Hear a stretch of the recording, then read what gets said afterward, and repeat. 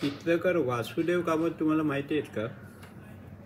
ते असं म्हणतात की आपल्या भारत देशात एक समज आहे की चित्रकारा जन्मावा लागतो, म्हणजे बॉर्न आर्टिस्ट असावा लागतो. समजलं ना?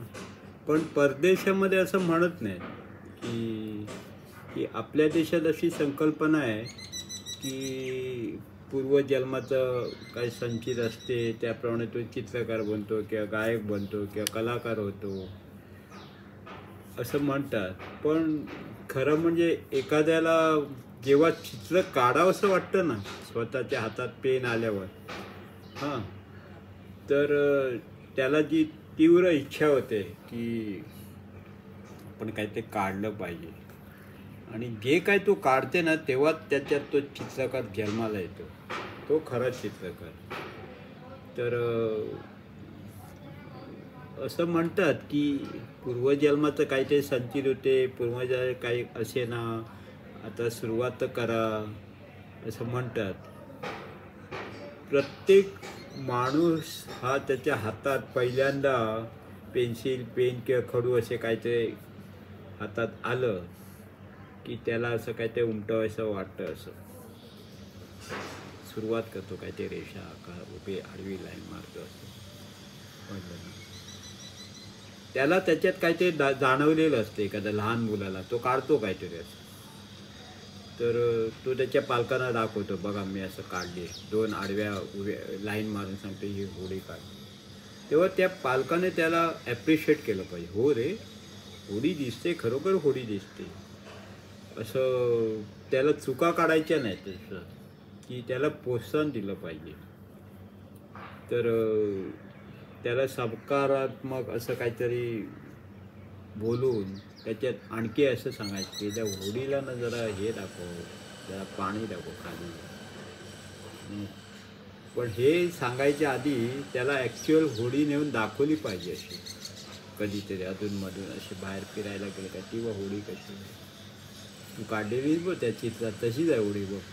मग तोच मग हे करेल की आपण अशी होडी काढायला हवी होती. पुढल्या वेळी जे तो होडी काढेल ना तर तो व्यवस्थित काढेल.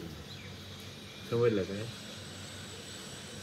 तर कामत साहेब जेव्हा स्वतःच्या बालपणाविषयी सांगतात ना, तेव्हा ते म्हणतात 1960 साली ते जेव्हा शाळेत सुरुवात झाली त्यांची, तेव्हा मुळाक्षरं काढायला लागले, क ख ग असे झाले.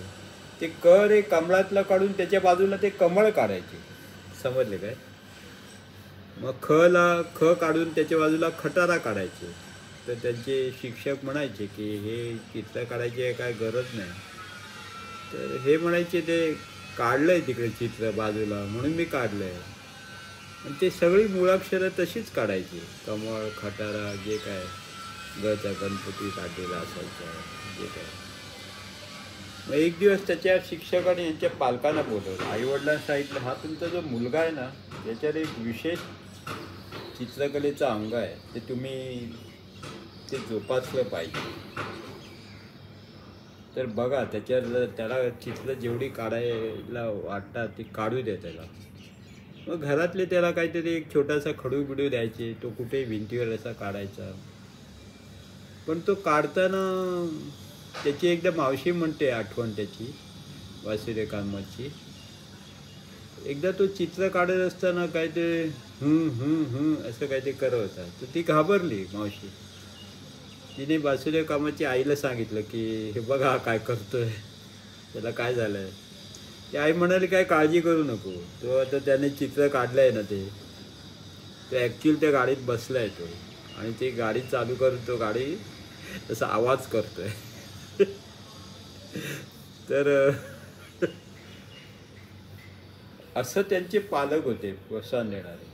वासुदेव कामत एका प्रसिद्ध चित्रकाराबद्दल आठवण सांगते करतात. तो प्रसिद्ध चित्रकार अभ्यास करताना नेहमी चित्रकलेत एवढा इंटरेस्ट घ्यायचा, त्याच्या बोटावर पट्टी मारली जायची चित्र काढू नये म्हणून, एवढे त्याने ते सोचले. त्याच्यातून तो सगळा मारबीर खाऊन मोठा चित्रकार बनला. ते प्रत्येकाचं नशीब असते, कधी काय होईल सांगू शकत नाही. म्हणजे शेवटी काय आहे, एखाद्याला कलाकाराला त्याचे पालक कसे भेटतात लहानपणी, त्याच्यावर त्याचं भवितव्य अवलंबून आहे. पण काही चित्रकार मी असेही बघितले की त्या प्रतिकूल परिस्थितीतून सुद्धा धडपडत कसे ते कष्ट करत मोठे चित्रकार झालेले मी असे बघितले.